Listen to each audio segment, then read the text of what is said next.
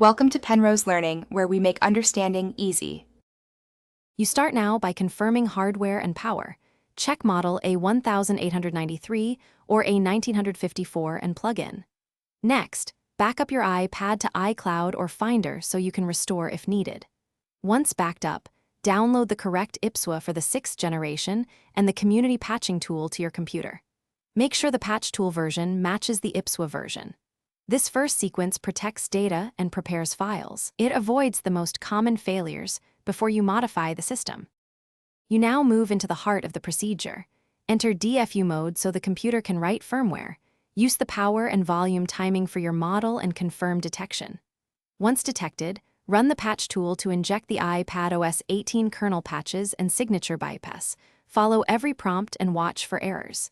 After patching, flash the patched IPSWA with Finder or the tool. Do not interrupt the cable or power.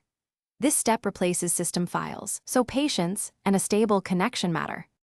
Once flashing completes, set up the iPad, restore your backup, sign into your Apple ID, and re-enable settings you prefer.